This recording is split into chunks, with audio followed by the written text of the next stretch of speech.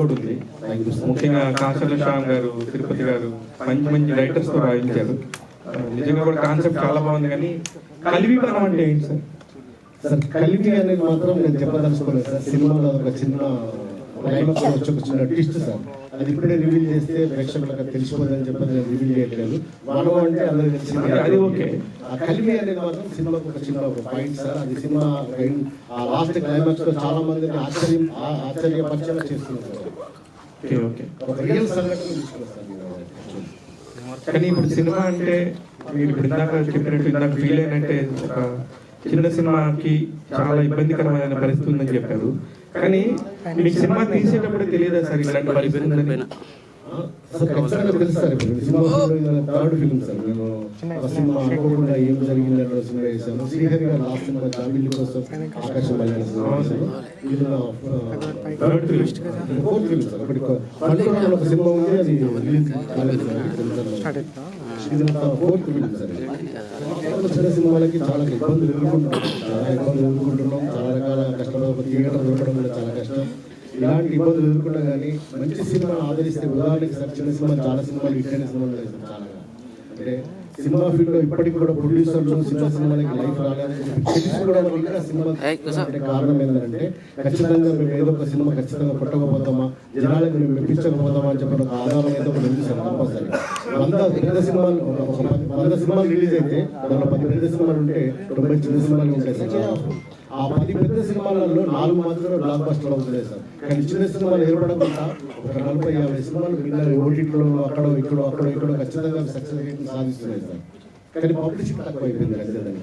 అంటే ఆదరణ అంటే పబ్లిక్ లో మార్కెటింగ్ లో పెద్దగా చూపించకపోయినా కానీ జనాల్లో మాత్రం చొచ్చగలుగుతుంది సార్ ఓటీటీ ద్వారా. Okay, all the very best sir. Thank you sir.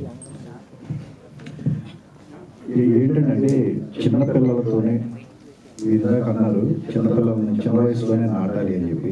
ఏంటంటే ఈ పాయింట్ తో తీయడానికి మీకు కల ఇన్స్పిరేషన్ ఏంటి? సార్ ఇది వాస్తవం ఏంటంటే ఈ కలివి వల్ల మన సినిమా తీసినప్పుడు నాకు ఇన్స్పిరేషన్ ఏంటంటే సార్, ఒక మొక్క సృష్టి మనం సృష్టించలేము సార్. సృష్టిలోకి మనం వచ్చాం. అలాంటి సృష్టిని మనం వాస్తవం ఏంటంటే చాలా మంది పెళ్లి చేస్తున్నాం, కాలుష్యం చేస్తున్నాం, దాన్ని ఖరాబ్ చేస్తున్నాం. ఆ సృష్టి లేకపోతే మనం ఉండవనే విషయాన్ని మర్చిపోతున్నాం. అంటే ఈ ఫాస్టెస్ట్ జనరేషన్ లో, ఈ ఫాస్టెస్ట్ కల్చర్ లో మనం అన్ని మర్చిపోయి అన్ని నాశనం చేసుకుంటూ వెళ్ళిపోతున్నాం. కానీ రేపు పొద్దున సృష్టి లేకపోతే మళ్ళీ మనం ఖచ్చితంగా మన జీవితం ఖరాబ్ అయిపోతాం. ఒక సెన్స్ మనం చెప్తూ ఇది చిన్నపిల్లలకి ఎందుకు నాటుతున్నాం అంటే సార్, ఇది భావి తరాలకు మనం ఇవ్వాల్సినటువంటి ఒక బాధ్యత. పిల్లలకి మనం ఆస్తులు అంతస్తులు ఇవ్వకపోయినా పర్లేదు సార్, ఆయువుని ఇద్దాం సార్. ఆ ఆయువుని ఇవ్వడం కోసమే ఈ సినిమా చేశాను సార్. ఇది వరకు బాల్యం అంటే చాలా గొప్పగా ఉండేది. అంటే మీరు కానీ ఎవరు కానీ గతంలో బాల్యం బాగుండేది. ఇప్పటి బాల్యం అనేది బాగాలేదు. అంటే ఈ టైప్ ఆఫ్ కాన్సెప్ట్ మీరు అందరూ డీల్ చేయబోతున్నారా? ఏదైనా మెసేజ్ ఇచ్చేసండి సార్. ఇప్పుడు వాస్తవం ఏంటంటే మర్చిపోయిన విషయాన్ని గుర్తు చేద్దాం అనుకుంటున్నాం సార్ జనాలకి. మనం ఇంటి ముందర మనం 4 చెట్లు పెట్టుకోవట్లేదు. జస్ట్ పుల్ల కుండీలో తలిగేసుకుని దాన్ని ప్రకృతి అనుకుంటున్నాం మనం ఇప్పుడు ఈ రోజులలో. అంటే ఇరికైన జీవితాలల్లో ఆ ఏసీ గదుల మధ్యలో బతుకుతూ చిన్న పూల మొక్కలను మనం ప్రకృతిలో కూడా బతికేస్తున్నాం సార్. అది కాదు ప్రకృతి. అసలు ప్రకృతి అంటే ఏంటనేది జనాలకు చెప్పాలనుకుంటున్నాను సార్ నేను.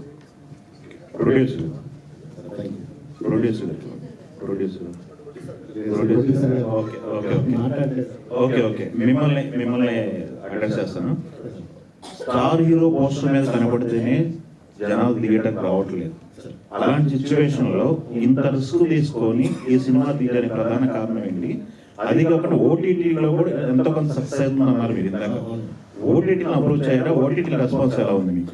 సార్ వాస్తవంగా ఆల్రెడీ ఇప్పుడు ఈటీవీ వాళ్ళకి ఆల్రెడీ అప్రోచ్ అయ్యాను సార్. వాళ్ళు ఆల్రెడీ రేపు మాకు చెప్తాను సినిమా కూడా చూశారు వాళ్ళు.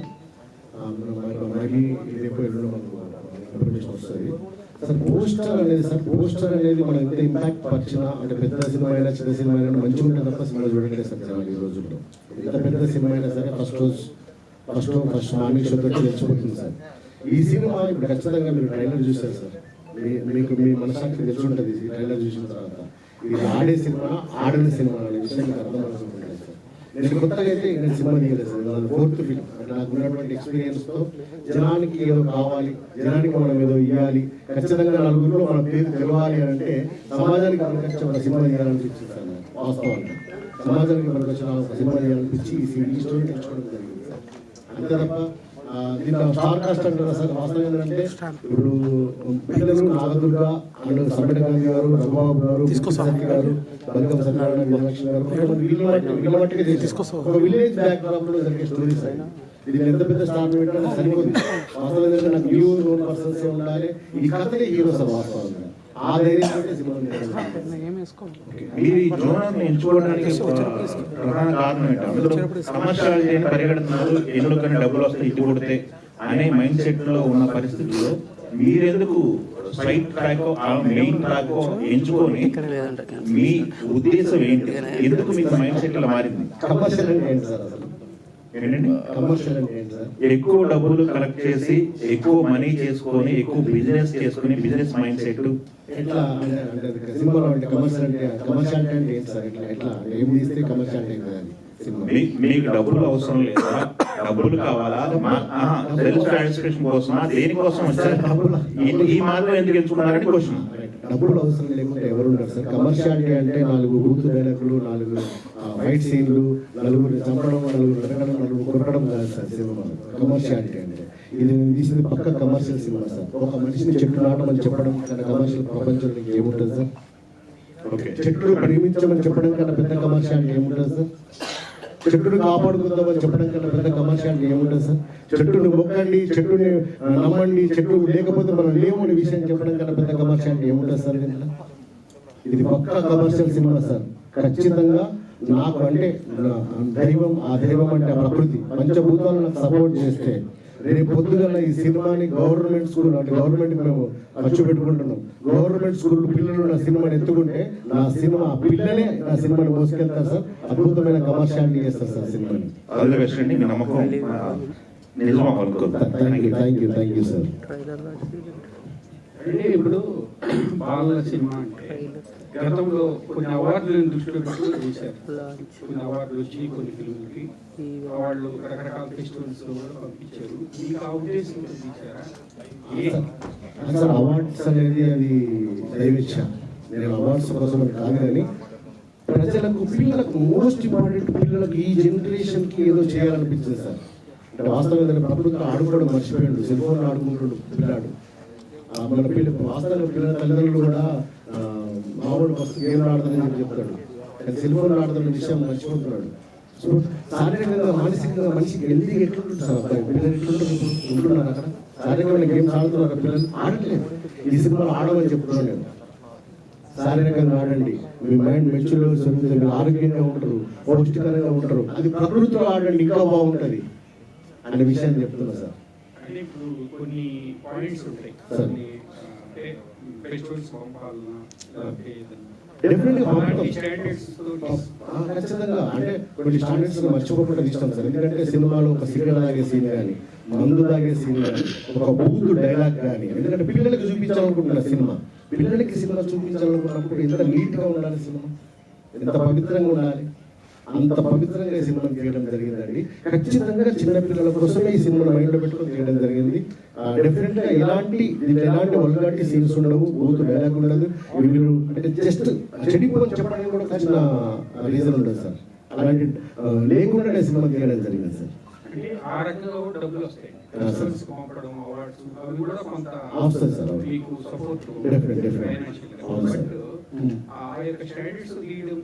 అక్కడ పోటీ పడే పాయింట్స్ ఉన్నాయి సార్. డెఫినెట్గా సార్. ఇప్పుడు ఎన్నో బాల సినిమాలు వస్తాయి. అవును సార్. ఫెస్టివల్స్ కి వాటికి పోటీ పడేటువంటి పాయింట్స్ దీంట్లో ఏమున్నాయి? డెఫినెట్గా సార్. ఇప్పుడు వాస్తవం ఏంటంటే ఇప్పుడు పోటీ పడే సినిమా అంటే మీకు ఇందాక చెప్పిందే అది సార్. ఏం చెప్పారంటే ఈ సినిమా పిల్లలకి మైండ్లో చిన్నప్పుడే ప్రకృతి యొక్క అవపోషణని వాళ్ళ మైండ్లో చిన్నప్పుడే ఇంజెక్ట్ చేయాలని ఒక సెన్స్ని చెప్తున్నామని చెప్పినాం. అది పెద్ద పాయింట్ సార్ ఇందులో. ఇప్పుడు పెద్దవాళ్ళకి చెప్తే చెట్లాడని అని చెప్తే వాళ్ళకి అర్థం కాకపోవచ్చు, కానీ చిన్నపిల్లలకి ఒక వీడియో రూపకంగా వినోదాత్మకంగా చెప్తే వాళ్ళ మైండ్లో ఖచ్చితంగా అది ఇంజెక్ట్ అవుతుంది. ఇంజెక్ట్ అయ్యి ఖచ్చితంగా ఈ సినిమా చూసిన ప్రతి పిల్లలు మొక్క కనపడితే మొక్కుతారు సార్, మొక్కల్ని ఖచ్చితంగా పెడతారు సార్ ఇంటి దగ్గర. అలా వాళ్ళ మైండ్లో ఇంజెక్ట్ అయ్యేలా తీశాను నేను. అందుకే ఖచ్చితంగా వాళ్ళ దగ్గర కూడా మాతో పాటు పిల్లలు అవార్డ్స్ వేసిన వాళ్ళు పోటీకి వస్తే ఆ పోటీలో నేను గెలవడానికి కూడా సిద్ధంగా ఉన్నా సార్. ఈ సినిమా ద్వారా కరెక్ట్ 2 గంటలు కరెక్ట్ 2 hours. అంతే. అదేవిధంగా థియేటర్కి వెళ్తున్నాం కాబట్టి దానికోసం అని చెప్పి మేము ఒక 2 hours అంటే సాంగ్స్ కొంచెం పిల్లలు ఎంటర్టైన్ చేయడం కోసం పిల్లలటువంటి సాంగ్స్ అండ్ ప్రకృతి గురించి సాంగ్స్ పెట్టడం జరిగింది సార్ కొంచెం. డైరెక్టర్ ఇక్కడ sir so government students government school students కి చూపిస్తాము, వాళ్ళతో కొలాబరేట్ అవుతామని చెప్పారు కదా, మీకు గవర్నమెంట్ ని అప్రోచ్ అయ్యారా? వాళ్ళ నుంచి మీకు వచ్చిన ఆల్రెడీ అవుతున్నామండి, ఆల్రెడీ మాట్లాడినాం గవర్నమెంట్ తోటి ఆల్రెడీ మాట్లాడడం. మేము సినాప్సిస్ కానీ దానికి సంబంధించిన అన్ని పంపించాం డీటెయిల్స్. దాదాపు ఈ 3-4 daysలో ఎలక్షన్స్ ఉన్నాయని చెప్పని బట్టి విక్రమార్క గారు ఉన్నారు కదా సార్, ఇప్పుడు ఈ ఎలక్షన్స్ తర్వాత కలుద్దామని చెప్పారు. ఆయన దగ్గరికి వెళ్ళిన తర్వాత సీఎం గారిని కలిసి దాని గురించి మాట్లాడదామనుకుంటున్నాం. అలాగే పవన్ కళ్యాణ్ గారు కూడా మేము డాటా పంపించాం సార్ ఆల్రెడీ, ఆయనతో కూడా మాట్లాడుకుంటున్నాం. కంప్లీట్ గా ఫస్ట్ నుంచి థియేటర్కల్ ఫిల్మ్ అనుకున్నారు, లేకపోతే ఓటీటీ కనుక్కుని క్వాలిటీ బాగా రావడం వల్ల? లేదు సార్, ఫస్ట్ నుంచి ఓటీటీ విత్ థియేటర్. అంటే థియేటర్ జనాన్ని కూడా మనం వదలొద్దు, ఈ సినిమా ఖచ్చితంగా వాళ్ళకు కూడా చూపించాలి అని ఒక సెన్స్ తోటి తీయడం జరిగింది సార్. పక్కాగా సార్ ఇప్పుడు పిల్లలకి ఒక మంచి సామాజిక సందేశం ఇవ్వాలనే ప్రయత్నం మంచిదే, కానీ ఇవాళ పిల్లలు మొబైల్ ఫోన్ పట్టుకొని వదలడం లేదు. ఇలాంటి సినిమా ద్వారా ఇలాంటి కథ చెప్తే వర్కౌట్ అవుతుంది అనుకుంటున్నాను. డెఫినెట్గా సార్. ఇప్పుడు అందుకే నేను పోస్టర్ ఒక కొటేషన్ రాశానని చెప్పాను సార్. తల్లిదండ్రులు పిల్లలు తల్లిదండ్రులకు ఖచ్చితంగా చూపించాల్సిన సినిమా కలియుగం. ఇప్పుడు సినిమాలో ఒక సీన్ రాశాను సార్ నేను ఆల్రెడీ. కొత్త స్థానం ఫోన్ పట్టుకుని తిరుగుతూ ఉంటారు. ఒక మేడం వచ్చి చెప్తాను, అదే చూస్తే నేను ఎట్లనే ఖరాబ్ అవుతుంది, వాళ్ళని మైండ్ కిల్ అయిపోతుంది, నువ్వు ఏం చేయలేకపోతావు అని చెప్పాలని శారీరకంగా ఉన్నటువంటి గేమ్స్ని అలవాటు చేస్తుంది ఆ టీచర్. అలాంటి కొన్ని సీన్లు పెట్టడం వల్ల ఖచ్చితంగా పెద్దవాళ్ళకి అనిపిస్తుంది మన పిల్లలు ఫోన్ పట్టుకోవద్దు, వాళ్ళకి కొంచెం మానసిక శారీరకమైన గేమ్స్ ఆడడానికి మన ప్రియారిటీ వాళ్ళ ఒక చిన్న ఆలోచన కలుగుతుంది. పిల్లలు 100 మందిని మార్చకపోవచ్చు సార్, కనీసం 10 మందిని మార్చచ్చు సార్. వాస్తవంగా పోరాటం ఎప్పుడైనా సరే ఒక్కడే సార్, గాంధీ గారైనా సుభాష్ చంద్రబోస్ అయినా అల్లూరి సీతారామన్ అయినా సరే పోరాటం మంచిదైతే 200 మంది నడుస్తారు సరే, 1000 మంది అయితే 1,00,000 మంది అయితే వాళ్ళే. ఆ పోరాటంలో 10 మందిలో మార్చే సంస్కృతిని పిల్లలు మాట్లాడతారు.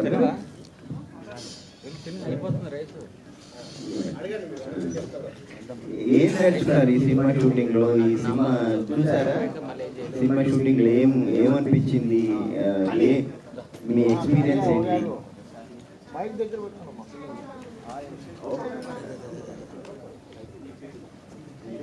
నా పేరు నిహాల్.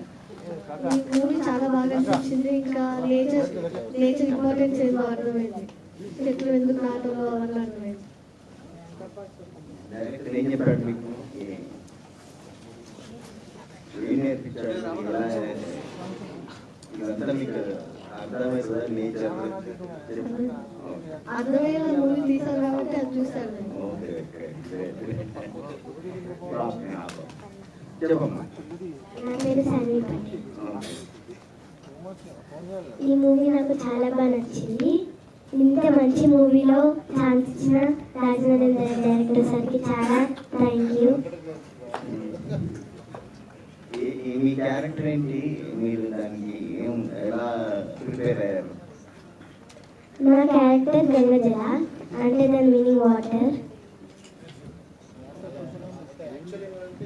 పిల్లలు ఎట్లా పెట్టుకున్నారంటే సినిమాలో పంచభూతాలు అంటే 5 పిల్లలు సార్ సినిమాలో మెయిన్. అదంటే వీళ్ళకి పేరు కూడా ఎలా పెట్టినారంటే ధరణి, గంగజల, ఆకాష్, సూర్య, పవన్. పంచభూతాలు అంటే ఒక 5 పిల్లలు, హరిత అని ఒక టీచర్, భూమయ్య అని ఒక రైతు. ఆ ఊరిలో ఉన్నటువంటి ఒక అడవిని ఎట్లా కాపాడుకున్నారు అనేది సినిమా సార్. అంటే ఈ కథ చెప్పాలని ఇన్స్పిరేషన్ ఎక్కడి నుంచి అండి? ఎవరు ఇన్స్పిరేషన్? దుస్సర్లపూడి సత్యనారాయణ అనే పేరు మీరు వినే ఉంటారు సార్. నేను టీజర్ లాంచ్ ఇన్వైట్ చేసిన గెస్ట్గా. ఆయన సొంత 70 ఎకరాల ల్యాండ్ అడవిలో మనం చేశారు సార్. ఇక్కడ ఒక గజం జాగా ఉంటే దాన్ని ఎట్లా బిజినెస్ చేద్దామని చెప్పి ఆలోచించుకున్నటువంటి ఈ రోజుల్లో, ఈ జనరేషన్లో, ఈ కాలంలో ఆయన సొంత 70 ఎకరాల ల్యాండ్ని 40-50 ఏళ్ళు కష్టపడి అడవిగా మనిషి దాని నుంచి ఎలాంటి లబ్ధి పొందకుండా పక్షులకు జీవరాశికి వదిలేసింటారు. అడవిని గుడిలో ఉంటే ఆయన గురించి మొత్తం డీటెయిల్స్ వస్తాయి. ఆయన అవార్డ్స్ కూడా వచ్చినాయి, చాలా అవార్డ్స్ వచ్చినాయి. మన దౌర్భాగ్యం ఏంటంటే అసురుల విషయాల గురించి మనకు తెలియదు, అంత మంచుల గురించి మనకు తెలియదు. అప్పుడు నాకు అది చదివిన తర్వాత, అది చూసిన తర్వాత నాకు అనిపించిన ఆలోచన ఏంటంటే, ఇప్పుడు అడవి ఓకే, ఈ అడవిని రేపు పొద్దుగల తీసేయాల్సిన పరిస్థితి ఏర్పడితే ఆయన ఎమోషన్ ఎట్లా ఉంటుంది? ఆ ఊర్లో అదే మార్గాన్ని అడవి మార్గాన్ని స్కూల్కి వెళ్తున్న పిల్లల పరిస్థితి ఎలా ఉంటుంది, ఆ అడవితోటి లబ్ధి పొందుతున్నటువంటి ప్రజల పరిస్థితి ఎలా ఉంటుంది, దాన్ని ఎమోషనల్గా చేసుకొని చేసిన సినిమా కలిగి సార్. డైరెక్టర్ గారు, ట్రైలర్ అయితే చాలా అద్భుతంగా ఉంది. అంటే దీనికి ఎన్ని అవార్డ్స్ వస్తాయో పక్కకు పెడితే కానీ ఒక మంచి సినిమా తీసారని మీకు ఒక ఫుల్ సాటిస్ఫాక్షన్ అయితే ఉంటుంది. Thank you sir. సో ఇంకోటి ఏంటంటే మీరు ఇందాక మాట్లాడుతున్నారు కదా, గెస్టులు లేరు, నా సినిమాకి చాలా మంది గెస్టులు ట్రై చేసాము అని అన్నారు. కానీ మీ సినిమాలోనే చాలా మంది గెస్టులు ఉన్నారు, పెద్ద పెద్ద పెద్ద ఆర్టిస్టులు ఉన్నారు. వాళ్ళు ఎందుకు రాలేరంటారు? ఇది మంచి క్వశ్చన్ సార్. వాస్తవం నేను చెప్పలేకపోయినా మీరు అడిగారు కాబట్టి చెప్తా సార్. వాస్తవం ఏంటంటే ఈ రోజుల్లో ఏమైపోయిందంటే సినిమాకి క్యారెక్టర్ ఎవరికైనా ఊహించుకొని మనం సినిమా చేస్తే చిన్న సినిమాల పరిస్థితి ఎట్లుందంటే నటించిన ఆర్టిస్టులు కూడా సపోర్ట్ చేయట్లేదు సార్. సినిమా అయిపోయిన తర్వాత వాళ్ళ బాధ్యత అయిపోయింది అనుకుంటుంటారు, కానీ సినిమా రిలీజ్ అయిన తర్వాత వాళ్ళ బాధ్యత ఉన్న విషయాన్ని మర్చిపోతుంది సార్. వాస్తవంగా అగ్రిమెంట్ ఉంటుంది కదా సార్, అగ్రిమెంట్ లో మీరు ముందే ఉంది, మాట్లాడుతుంది. కానీ మేము గొడవలు పెట్టుకోవడం కోసం దీన్ని వాళ్ళతో కాంట్రవర్సీ చేసుకోవడం కోసం సినిమా తీయలేం కదా సార్. ఇప్పుడు ఒక సినిమా బ్రతకాలని ప్రతి ఒక్క అడిగాను సార్. artist కోరుకుంటారు. నేను వాస్తవంగా ప్రతి ఒక్క సినిమాలో నటించిన ప్రతి ఒక్క ఆర్టిస్టు, ప్రతి ఒక్క టెక్నీషియన్ ప్రతిరోజు నేను ఫోన్ చేస్తూనే ఉంటాను సార్. ప్రతిరోజు వాళ్ళకి ఏమేమి అప్డేట్స్ ఉన్నాయి, ఒక పోస్టర్ రిలీజ్ అయినా, ఒకవేళ థాట్ వచ్చినా, ఇట్లా చేద్దామని చెప్పి థాట్ వచ్చినా వాళ్ళందరూ నేను దాన్ని పోస్ట్ చేస్తూనే ఉన్నా. వాళ్ళు వెరీ గుడ్ సూపర్ అనుకుంటే తప్ప కానీ దాని గురించి పట్టించుకోవట్లేదు సార్. వాస్తవంగా ఒక సెలబ్రిటీ ఒక చిన్న పోస్ట్, ఒక చిన్న ట్వీట్ చేస్తే ఎంత మైలేజ్ వస్తుందో తెలుసు మీకు, ఎంత మైలేజ్ వస్తుందో తెలుసు మీకు. అలాంటి మైలేజ్ చిన్న పోస్ట్ పెట్టడం కూడా వాళ్ళకి టైం దొరకట్లేదు సార్. చిన్న పోస్ట్ మేబీ ఇప్పుడు ఈ ప్రెస్ మీట్ తర్వాత వాళ్ళు ఈ మీరు మాట్లాడిన మాటలు విని మేబీ రెస్పాన్స్ అవుతారని కోరుకుంటున్నాను. Thank you sir. మది నెక్స్ట్ గారు, సో మీరు ఆల్రెడీ చాలా మూవీస్ చేశారు. సో ఈ సినిమా ఎంత స్పెషల్ మీకు, సో ఎంత బాగా కనెక్ట్ అయ్యింది? డీమన్ ఆధారితం వచ్చి అది మనం nature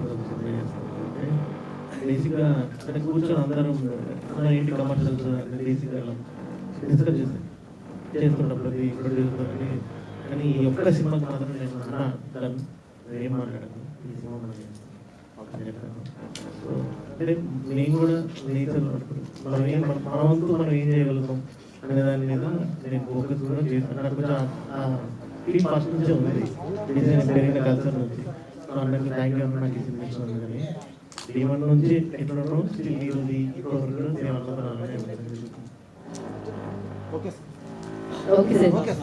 Thank you so much, media, and thank you so much. And November 21st theatres లో వస్తుందండి కలివిపనం. సో డెఫినెట్ గా మీరు అందరూ చూసి మీ అమూల్యమైన డిసిషన్ ని మీ ఫ్రెండ్స్ కి చెప్పి వాళ్ళందరినీ కూడా తీసుకెళ్తారని కోరుకుంటున్నాం. Thank you so much sir. Thank you. దయచేసి మీడియా మిత్రులందరూ కలివిపనంతో కలిసి మనమని చెప్పి మీరు నడుస్తారని చెప్పి కోరుకుంటూ ఆశిస్తూ మీ Rajanarendra. Thank you so much. Thank you so much everyone. This is your Hema Malini signing off. Bye.